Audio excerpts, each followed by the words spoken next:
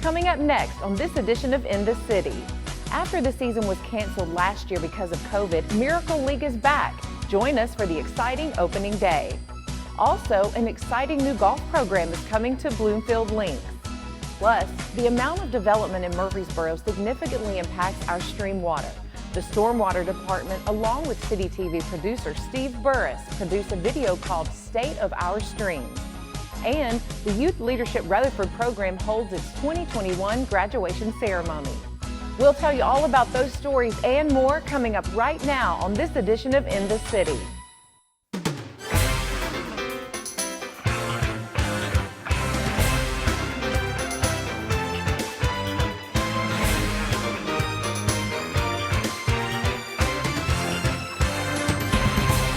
Welcome to another edition of In the City, your source for what's happening right here in the city of Murfreesboro. I'm Michael Linn White. With the opening of the 2021 season of the Miracle League, CityTV producer Steve Burris and I traveled to Sportscom to experience the excitement of the first game. Good morning, Murfreesboro. I'm Michael Linn White with CityTV, and we are so excited to be out here. There's tons of people. Today is Miracle Field opening day, and here to tell us all about what's going on out here is Miracle Field coordinator Angie Keating. Good morning, Angie. Good morning. It's happening today. We're here. Oh my gosh, we are so thankful. So thankful. We tried to do it last week. It didn't work out. The weather was terrible, but God has given us a beautiful day today, so we're ready to get out here. Okay, well, let's talk a little bit about, we know that this wasn't able to happen last year. No. So to come out here today and have all these people participate, tell us about that. We were a little bit anxious. We weren't sure how the special needs community would react when we said we were going to play this year. We just gave them the option and said, hey, this is what we're doing. We want everybody to be comfortable, but at the same time, we know that our players need this social interaction and they need the physical activity, just for mental health and physical health. So we said, let's do it. And we had 95% of our players come back for this year. That's so cool. So they're obviously extremely ready. As you can hear, yes, they are ready and excited. That is great. So this is kicking off the season. And so for people watching this who don't know much about Miracle Field, why don't you just tell them really quick why we do this? Miracle League is a special needs baseball organization. We have youth and adult, but the reason that we do it is for social interaction for our special needs community. That's why we established the park in general. Our playground, which is beautiful, is an all-inclusive playground. So just to have interaction and to lose the stigmatism of we have to stand away and stare. We want to be inclusive. We want to play together. And so today we have Siegel High School baseball team that's out here, and they're our buddies. And they basically just help our players facilitate the game and socialize. Our son is Michael. He graduated from Siegel last year. Oh, good. So he's pretty excited today with the Siegel baseball team as his helpers. So he knows most of them and he's hugging them. But he loves this league. We moved to Tennessee 3 years ago, and his teacher told us about the Miracle League. And he had played in our old state on the same kind of baseball team. And every Saturday is exciting for him. Well, that's great. So what does it mean to y'all as parents? You moved here, and to have this beautiful facility and all this going on, what does that mean to you, for your son?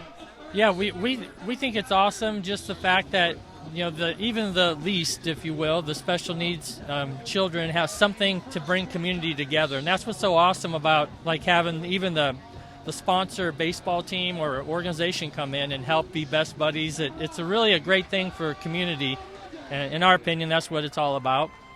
Well, if you haven't been out to Miracle Field, it's rocking out here. We've got music. There's people everywhere. They're playing on the playgrounds, and so it's just exciting. It is. It's fun. Got T-ball going over here next door too. So yeah, this is a fun spot. And you know, after last year, anything to do with baseball, we're happy to do and be able to support. And if you want to get involved in Miracle Field, please check out murfreesborotn.gov. They're always looking for volunteers, especially for their practices. They get a lot of people wanting to volunteer for the games. That's amazing.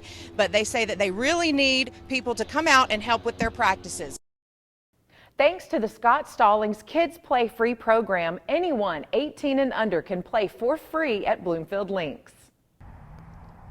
Golf is a great game that can be played all throughout life. Sometimes, though, certain barriers like cost keep some from picking it up. That's why the new program at Bloomfield Links eliminates that issue for anyone 17 and under. Kids Play Free is something that is spreading widely across our state and providing an opportunity for kids to be able to learn the game and play the game at no cost. This program was founded in Knoxville by PGA player Scott Stallings. The Tennessee Golf Foundation, in partnership with the City of Murfreesboro, Kids Play Free provides equipment to borrow and the use of Bloomfield Links. This is the first city that it has moved from out of Knoxville, so Kids Play Free Murfreesboro will be the first extension of Scott Stallings' Kids Play Free program. With support from Mayor McFarland, local corporations, and private donors, Kids Play Free will benefit the community for years to come. We don't want there to be any barriers for some young man or young lady in our community that wants to learn and be around the game. We don't want there to be anything stopping them from that. So eliminating the cost and providing some loaner equipment while they're here is an important piece of this, because even if it is free to the kid, if they don't have golf clubs or balls or know even what's happening, that will prevent them from wanting to do this. Whit Turnbow, president of the Tennessee Golf Foundation, says while playing the game is fun and challenging, there's more to it than just that. It's not just about the golf, it's about all the other things, the core values that come along with being involved in the game, the honesty, the integrity, the respect, the care of the course, all these things that we learn about life through a game. This program is funded through the Tennessee Golf Foundation, supplementing the city with funds to cover costs. We as a foundation get to see more kids get the opportunity to play. The city sees some revenue come through the books, which they need to, and then the kids have no cost whatsoever. Kids Play Free at Bloomfield Links is now in full swing. All you have to do is show up. For CityTV, Michael Linn White. Murfreesboro's Stormwater Department is committed to protect and improve the quality of the streams and rivers in Rutherford County. Stormwater can destabilize streams, disrupt aquatic habitat, and cause increased water treatment costs. Here's a look at the State of Our Streams 2021.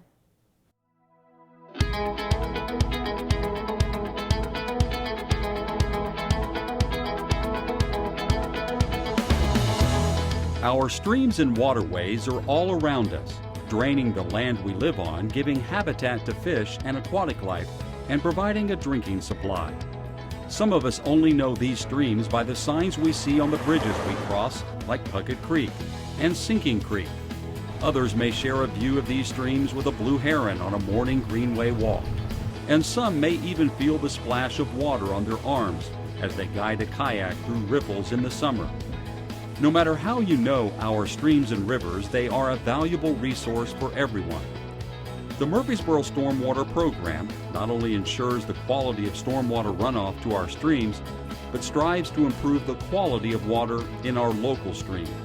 The program does this by engaging in activities designed to improve water quality and meet state requirements. A complex monitoring and sampling program helps gauge the effectiveness of these activities.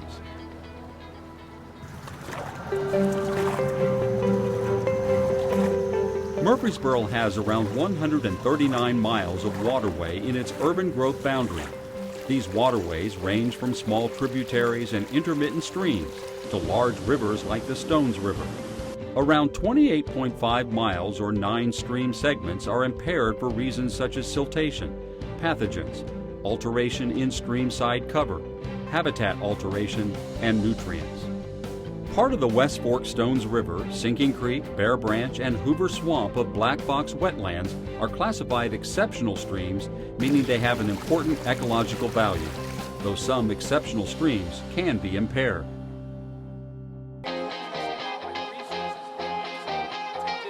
Several city programs are designed to reduce the amount of contaminants entering the stream. For instance, erosion control inspections help ensure construction sites are secure and sediment is not entering the drainage system than a nearby stream. After the construction phase is over, many sites feature stormwater controls that treat and infiltrate stormwater runoff. To date, an estimated 3,843 acres of land within the city is being treated by controls like detention basins, permeable pavers, and bioretention areas. Many of these add aesthetic value by using native vegetation to treat runoff containing pollutants from the adjacent parking. Not all of the stormwater controls are installed on newly constructed sites. You may have noticed several retrofit projects around the city like Hobgood Elementary School, Manny Avenue, and Old Fort Park.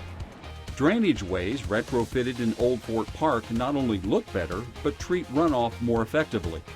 Parking lots replaced with pavers also infiltrate otherwise runoff and mirror many new parking areas in the city. In fact, there are more than 46 acres of pavers porous pavement across the city. Often the last line of defense to a stream is its vegetated buffer or riparian zone. This zone of streamside vegetation shades the stream while holding the bank in place during high flow times. Some streams, like Garrison Creek and Sinking Creek, are listed on the TDEC list of impaired streams for a lack of or the alteration of streamside buffers. Habitat restoration projects and tree giveaways help get vegetation back on these streams. A city ordinance passed in 2007 set aside streamside buffers in areas of new land development. The WQPA ordinance has protected 124 acres of streamside buffer. Puckett Creek is a great example of a stream that had a healthy streamside buffer prior to development and still maintains healthy water quality and buffer even as the watershed develops. The buffer seems to be doing its job.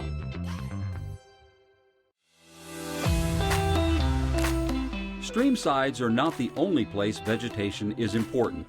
Vegetation in the land draining to a stream called a watershed intercepts and infiltrates rainfall, reducing runoff.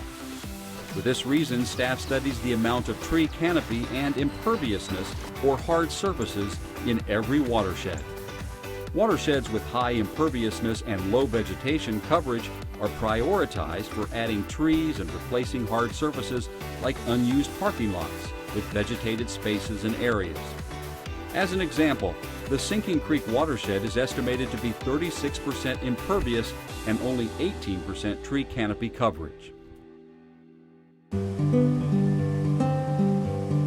It has been said that the river is the best judge of the land, and though this may or may not be true, a lot can be understood about the effectiveness of water quality efforts.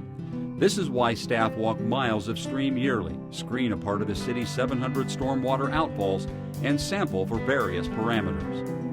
What lives in the stream can also say a lot about overall water quality. So staff takes a look at the bugs living in our streams every other year and contracts out professional biologists to collect and analyze biological samples in impaired stream segments once every 5 years. All of this data is compiled to create a baseline to compare year after year. For example, recent sampling shows an increase in water quality in Sinking Creek and restored Garrison Creek, but a small decline in Bear Branch. Great biological diversity was also noted in lower Sinking Creek.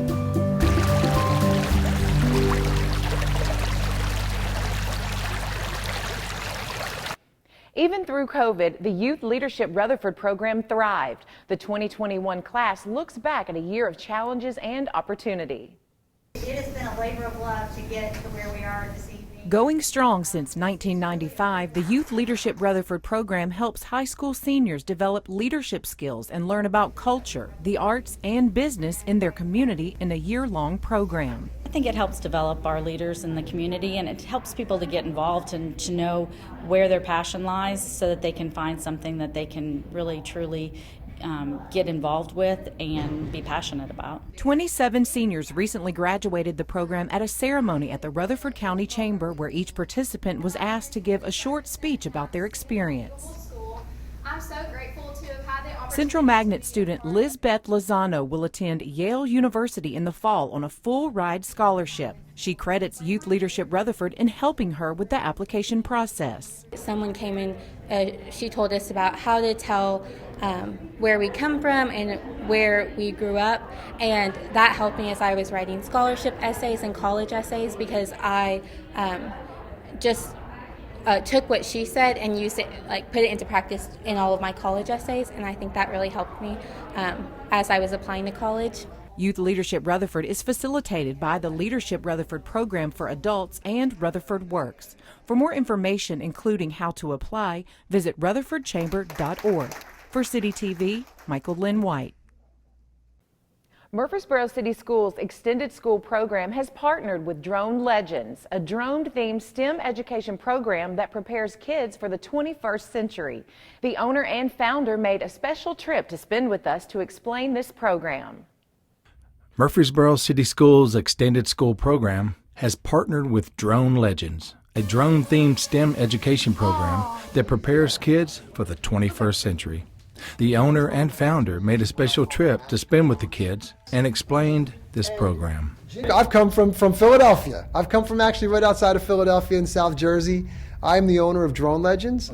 Drone Legends is an integrated STEM program that uses what I call the magic of drones. And when COVID hit, it was all of a sudden we had nowhere to go. And I don't know what I was thinking, but I said, well, I'm going to have kids take one of these into their house and we're going to go virtual. It was awesome. These are safe, little programmable. I keep holding this thing up. It's a little lightweight, made for education. So it's made for the classroom, it's made for the home. It's not really an outdoor drone, though it can be flown outdoors. And when I started Drone Legends, I knew that I wanted to create something that was bigger than just a drone club, and hence the name Legends. You know, we talk about inside every child lives a legend. And I believe that. This is as much of a character education program as it is a STEM program. Now, Murfreesboro has been such a great bed for us to come in, and they've really embraced us. We had some of the great folks here at Black Fox Elementary and Salem and a few of the others, Overall Creek, helping me out. So they're really here managing the students, managing the logistics of the program. Kids really look forward to coming to Drone Legends every week. It's really the highlight of their week. They just get so much out of it. You know, it's not just a drone club. They're not just coming in here and flying drones. They're learning coding, they're learning engineering, literacy, geography. Everything is wrapped up into Drone Legends. So they're getting so much more out of it than just hanging out with their friends and flying some drones around. Scott showed up at Black Fox Elementary without the students knowing. They were surprised to see him. Now that schools are opening back up, Scott is able to see kids in person. We bring the kids back into the schools. We want to create a program. We have created a program where we're empowering educators to run our program, so you don't always need me. So you've got lesson planners for the teachers. It's a 15-hour program. The kids get their own workbooks. The lesson plans are there. There's a portal where the teachers can access the PowerPoint presentations. And then we come in and do the professional development that empowers them to deliver the Drone Legends experience at any school around the country and around the world. When the kids are flying the drones, they have a task to accomplish. These tasks come from real-life experiences where drones were used. Drones are being used to deliver medicines in remote areas of Africa. The kids actually watch this. We've got a mission where they have to navigate through a city, and then they have to pilot that and flip the medicine to a target, and then they have to actually go and program that. So we're teaching them kind of three things: drone technology, drone operations, cinematography. So we teach them about using the drone as a creative tool. It's one of the reasons a drone attracted me. I come from an art background. When I first flew a drone up 400 feet in the air, and I thought, look at this amazing footage. And third is the computer coding part of it that integrates into the drone.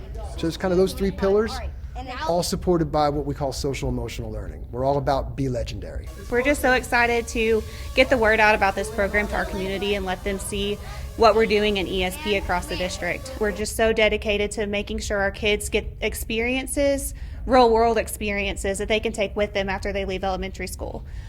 We're just really passionate about making sure they're prepared for their future, for future jobs that they are going to have down the line, and this program really does that for them.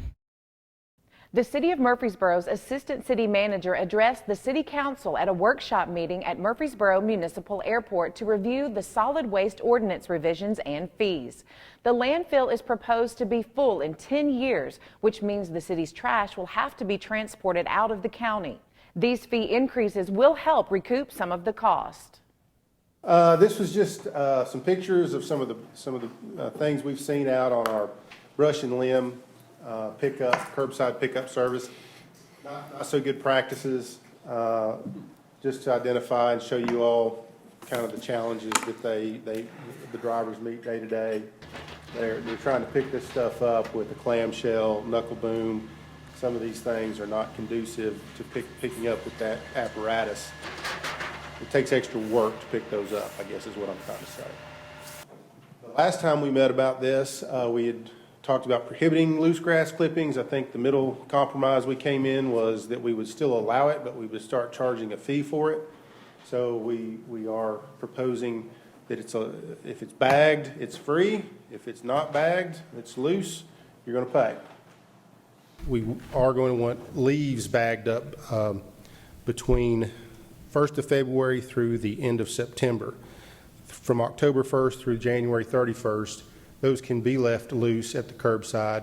We have the equipment, the vacuum machinery that actually pulls those loose leaves off the curb. Just further clarification that private lawn and tree service establishments don't use the curbside, the city curbside service, but this does offer them the opportunity to take their brush and limb to the recycling facility off Florence Road, and we would process it and charge them a fee. Don't want to get too busy here. I'm just kind of highlighting in yellow the current free services, and I'll put in orange kind of what we're charging or stating would be an additional charge. Obviously the $7.50 and the $30, that's already established. We're saying that the drop-off center, $0 if you're still using our convenience center. You would still get free service if you had 8 cubic yards or less. You would still get a $0 charge if you had bag grass. However, if you have larger limb and brush disposal needs, or if you put in loose grass clippings, that would be a fee. We would pick up commercial curbside collection. It would be $150 if somebody from a commercial business wanted us to pick up at the curbside. We would charge $150 per load. Again, at the drop-off facility, we would say if you're a Murfreesboro resident, you're free to drop off anything at our Florence Road facility. If you are commercial, you would be paying $75 per ton, $75 minimum. For bulk item pickup, the first 3 items are $10 each. Items more than 3 for bulk item pickup would be charged $30 each. We've got, in July of 19, we had just over 45,000 carts. We're just over 46,000 now. That's roughly 2,500 added, the 1,400 removed. Those 1,400 that were removed are primarily the commercial cans. But right now, the orange bar is $7.50 per month per resident. The $30 is the commercial fee. What that does for us is that recovers 74% of our operating expenses, and it recovers 66% of total expenses. And total expenses is operating expenses plus debt service. So that's where we stand right now. In order to get to, let's call it the 100% operating expense recovery, we need to be at $10.50 and $37.50.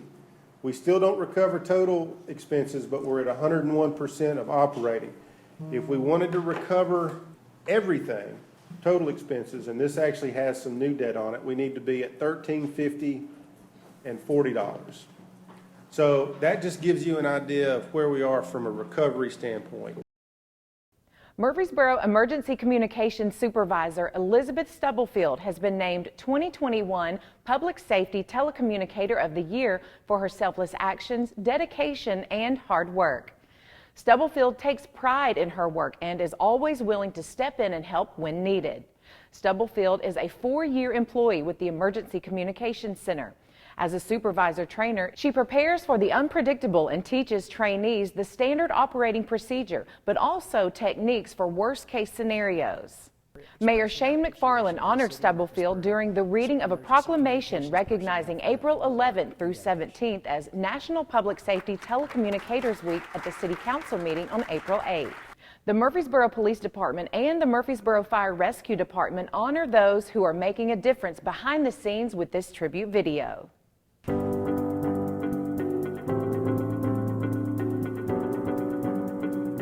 So everybody knows about the 911 call taking. I think that's immediately what people think. Like, you know, we take the emergency calls, but then we also dispatch the calls to the officers. So an officer is driving down the street doing his regular patrols. You hear one of our voices come over the radio, you know, letting them know, hey, this is what's going on. Emergency communications personnel really are the first responder.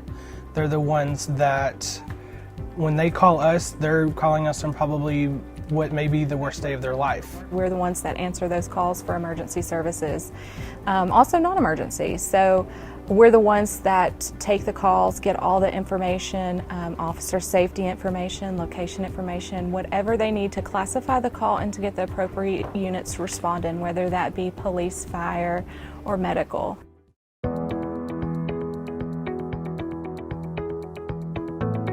We put a lot of time and effort in training our employees through a year-long training process, but throughout that process they're with a trainer and they're on a shift, and that shift supports and backs each other up.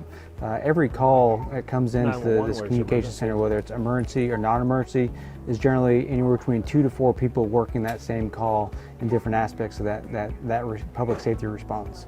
Every day is different, as you can imagine, all the different calls that we receive, non-emergency and emergency, but really at the end of the day you have a feeling of accomplishment, a sense of that you are a part of this community, you are a vital link in the function and operation of just everyday life in Murfreesboro.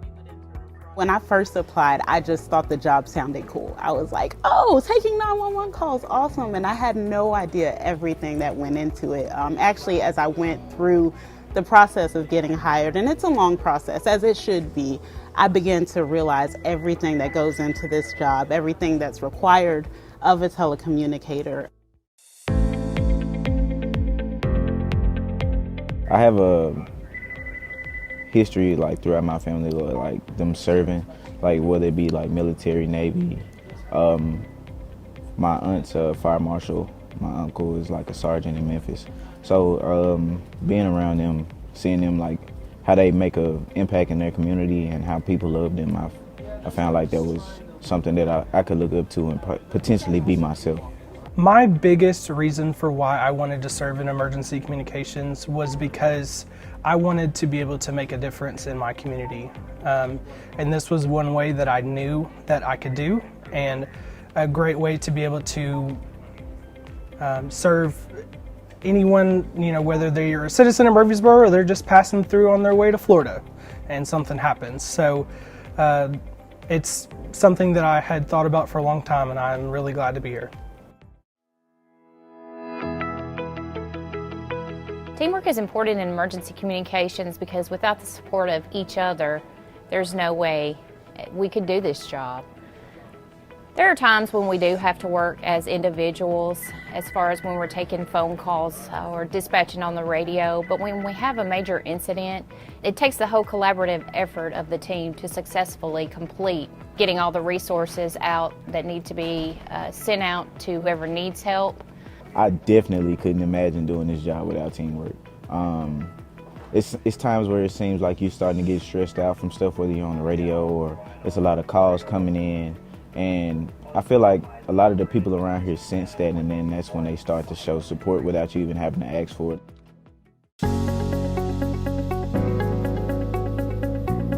If you're interested in emergency communications, it would be someone that's interested in serving their community, definitely a servant's heart, hard work, definitely teamwork. It takes a dedicated person.